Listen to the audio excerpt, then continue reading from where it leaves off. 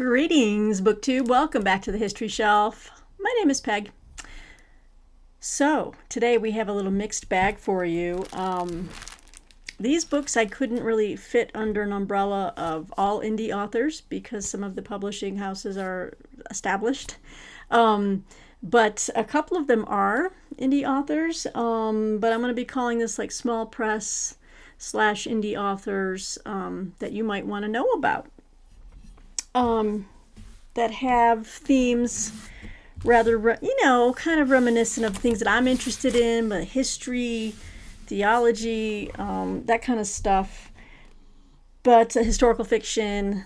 But there's about 6 books here. I just kind of wanted to make a quick video to highlight these. You'll get a feel of why these were hard to categorize.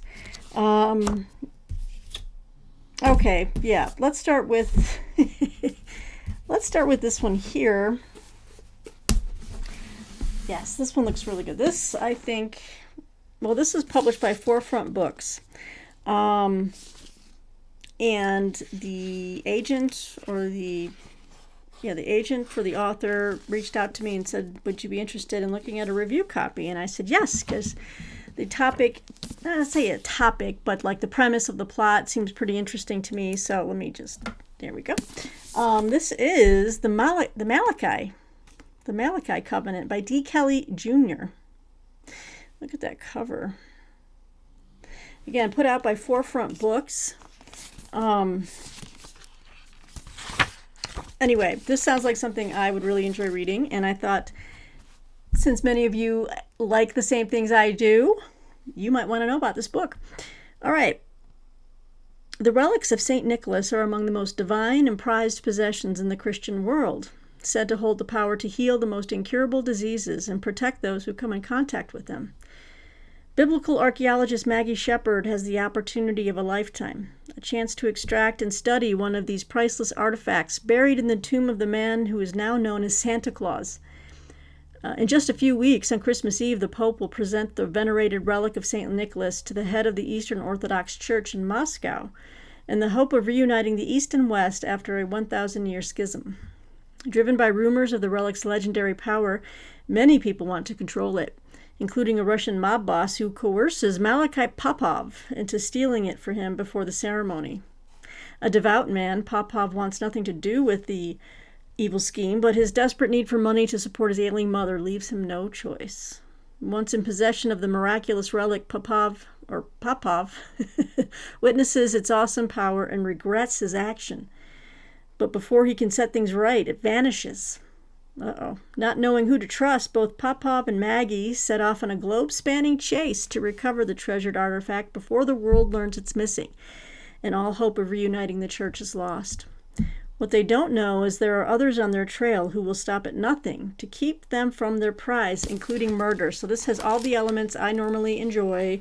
I mean, it kind of sounds in a way like what Da Vinci Code or an Indiana Jones and the Lost Ark kind of thing. But doesn't that sound like fun? The Malachi Covenant by D. Kelly Jr. From Forefront Books. So as soon as I can get this into my schedule, I will. Yeah, this came out this year, so happy to have a copy of that. And this is kind of different. And this is published by Wise Media Group, and it says it's a new series. It's #1 book of the News Sentinels series. It says it's inspired by true events. So I said, send it on my way, because I love stuff like this. So this is called Pushing Back the Desert, Operation Ajax by Gordon Zuckerman. Again, it's put up by Wise Media Group. So I think this could be, let's see, book 2 is going to be, all right. I think this might be indie. Yes, this is an indie author, so I'm really happy to be able to bubble that up.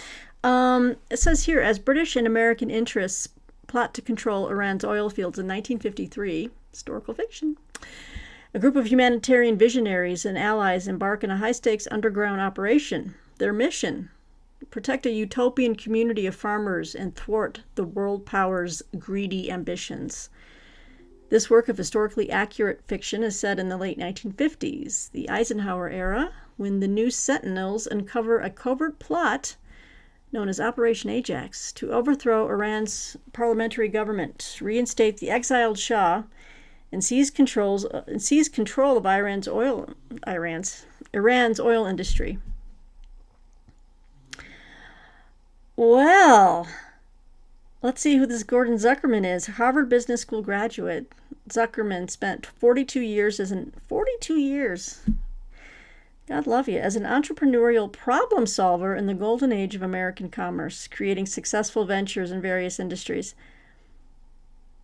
Zuckerman passionately explores safeguarding the democratic system from abuse in his novels, drawing on his expertise in banking, international finance, and history to unveil conflicts between private agendas and public interest.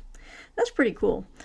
And you can follow him at gordonzuckerman.com. But so this is the first book in the series.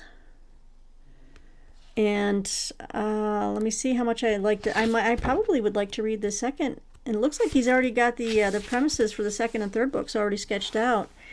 Book 2, Big Money, Who is in Control. Book 3, Restoring the American Dream. Restoring the Dream, Making It in America. Okay, this could be cool. This the novel itself is about 250 pages, but I'm intrigued to take a look at this. So thank you, Gordon Zuckerman and Wise Media Publishing. I was contacted by a publishing agent on that one. Now this is a well-known publishing house, but this is a book that I think it's being reissued. So I just wanted to include this one. It didn't quite fit into some of the other videos I've done. But Tor Essentials, Tor is a major science fiction fantasy publishing company. They have a smaller imprint called Tor Essentials. But anyway, this one is supposed to be a classic. Stephen Brust's To Reign in Hell. His classic novel of the War in Heaven. So I'm right there. I'm ready to read this. You know what I'm saying? Yes. Saint Gabriel, and Saint Michael. No, what am I thinking? Yeah, the Archangel Michael. That's correct. With an introduction by Roger Zelazny. So I've never read this book, and sounds like I would like to. The Tor. Let me describe what these Tor Essentials, what they do here. They present new editions of science fiction and fantasy titles of proven merit and lasting value. Each volume introduced by an appropriate literary figure. All right, so here's what we have to look at here with To Reign in Hell. The time is the beginning. The place is heaven. The story is the revolt of the angels, a war of magic, corruption, and intrigue that could destroy the universe. Originally published in 1984, Stephen Brust's To Reign in Hell is a retelling of Satan's revolt against heaven with much more sympathy for Lucifer and his allies.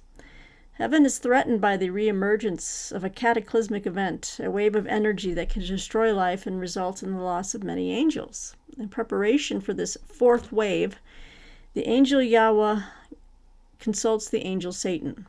A plan to build earth, a new and larger heaven that would be equipped to withstand the disaster, is constructed. Satan questions the plan because doing so will sacrifice the lives of other angels, much like the fourth wave itself threatens to do. Charged with convincing their fellow angels to lay down their lives, Satan has reservations about their right to ask for such a sacrifice.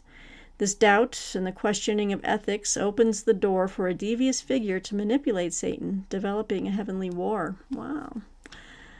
This re-examination of Paradise Lost that calls morality and villainy into question through the lens of epic fantasy is a prescient early classic with an enduring legacy and a formative text of the genre. Wow, and who's Roger Zelazny? He's doing the introduction. He is the author of Oh, he's the late great Roger Zelazny, so he has passed. Author of Lord of Light and Nine Princes in Amber. So, Tor Essentials, guys. If you're interested, check this one out. Yeah. This one, well, like I said, this was published in 1984, and then this version came out very recently. So, wanted to share that with you. Along those lines, this one looks to be like another indie book. Oh no, this is by Collective Ink. So I do know the publicist at Collective Ink. Hi, Ben. Yes, this looks like a book I'd like to read in tandem with Serena and Hill. They even have the orange covers, but this is Conquest by Dirk Strasser. This time they invaded a new world that refused to be conquered. All right, check this out. So this is a little bit more of like the fantasy kind of read here. Let's see here. But it sounds great.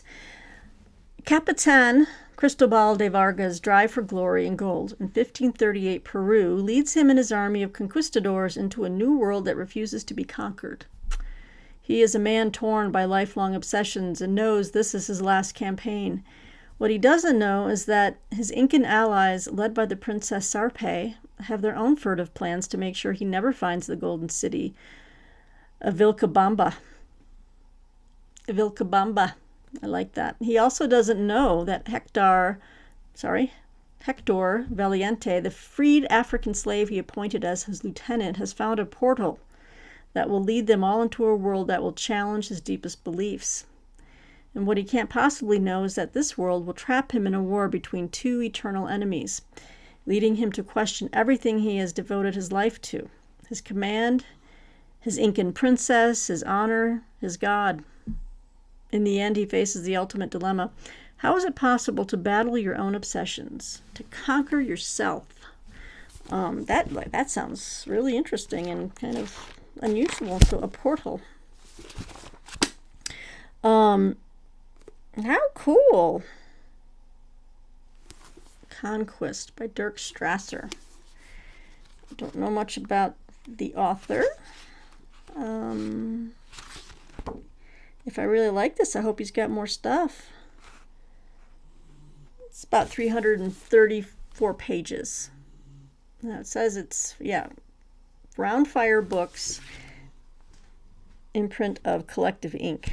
So, yeah, we got that one on the docket. And in this book, I've gotten a couple of books from this publisher before, and it just seems like a neat read, and it's a small press. It's called $2 Radio. It's a great name for a company. And the tagline for $2 Radio is "Books Too Loud to Ignore." Isn't that clever? I love it. So this one is "What We Tried to Bury Grows Here," a novel by Julian Zabelbiskowa. Biaskowa. So, this book is coming out on November 12th, so this one has not published yet. The others all are. Yeah. About 270 odd pages. But it sounds really good. Let me get my pub sheet out here. It's a little glary with the light. It's evening here and it's cloudy and it's supposed to be snowing, but it's not. It's just cloudy. Let me get that. Oh God. Okay, guys, I'm just going to start reading. A masterly crafted and haunting tale of survival, longing, and empathy set during the Spanish Civil War. In late 1936, 18-year-old Isidro Alialde leaves his Basque village in northern Spain, spurred to join the fight to preserve his country's democracy from the insurrectionists by the rousing words of a political essayist. Months earlier, Spanish generals launched a military coup to overthrow Spain's newly elected left-wing government. They assumed the population would welcome the coup, but throughout the country, people like Isidro remained loyal to the ideals of democracy, and the Spanish Civil War began in bloody earnest. In Bilbao, Mariana raises her 2 young children while, with her writing, she decries the fascist-backed coup attempt and their German and Italian allies, imploring the world to support democracy.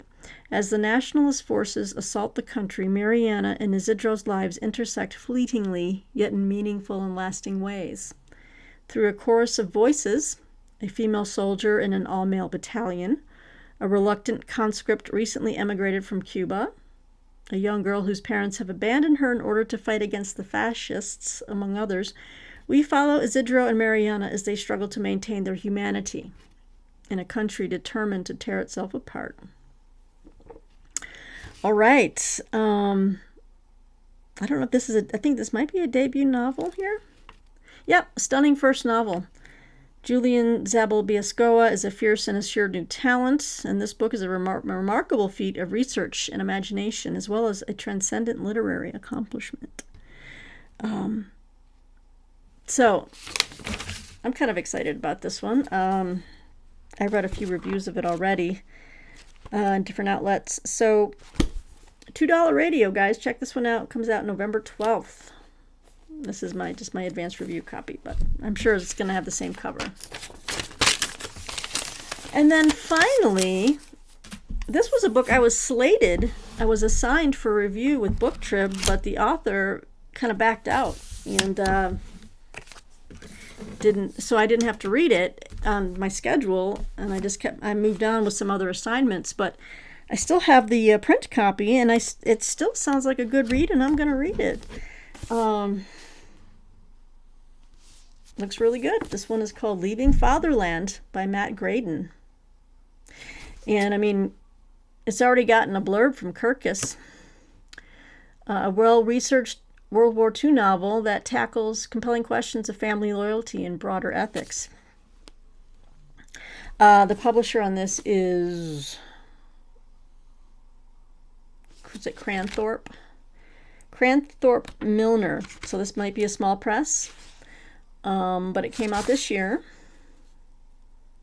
And this is Matt Graydon's first novel. So I'm excited to read this. And I really love this drawing on the insert here. Like the journey from Europe over to America, New York City. How beautiful is this? Okay, so let me read to you what this novel is about. Oscar Bachman always imagined that giving his first lecture would be the defining moment of his life. It was, but not in the way he expected. Growing up a misfit in Nazi Germany, a victim of his father's beatings, Oscar's love of books is a constant comfort in a world turned upside down by violence. As a pilot in the brutal Luftwaffe during the Second World War, in an unhappy marriage to an English bride, he finds himself returning over and over to the circumstances of his childhood. What was the source and cause of his father's abuse? Could there have been more to it than he had once believed? Little did Oscar know that his first lecture at the University of Tübingen would ultimately lead to the end of a lifetime of searching and finally reveal the figure who had been controlling his life from a distance. So this is going to be a pretty powerful read. You know, it's like leaving Fatherland. You're thinking the Fatherland, Germany, but in this case, leaving out that article, leaving Fatherland, meaning he's been haunted by his father his whole life. And look at that shadow. The shadow of like the Luftwaffe, the plane with the little boy. That's a great cover. Anyway, Leaving Fatherland by Matt Graydon and by Cranthorpe Milner Publishing. You can find this on Amazon and stuff. But yeah, I still want to read it. Sorry he didn't want to follow up on the review. I'm sure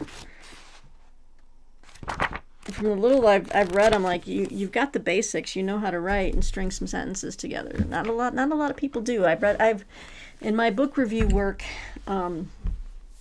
especially reviewing a lot of indie authors, Sometimes it's really surprising, pleasantly surprising that people, you don't need a major publisher if you've got the basic talent of telling a story. You don't need a heavyweight traditional publisher. And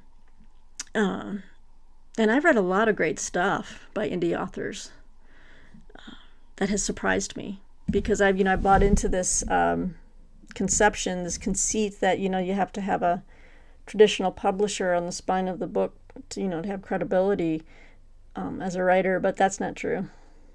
I mean, it just isn't. Anyway, but then again, on the flip side of that, having read a lot of indie work, some of it can be very amateur, they can be painful. I've read a few painful things that was just like, oh no, I can't continue. But I had to. And I give honest reviews, and some of the independent book reviews that I work on, the author has the choice of whether the review can be published on the website or not. So if I've said things in my review that are critical, they may say no, I don't want it to run.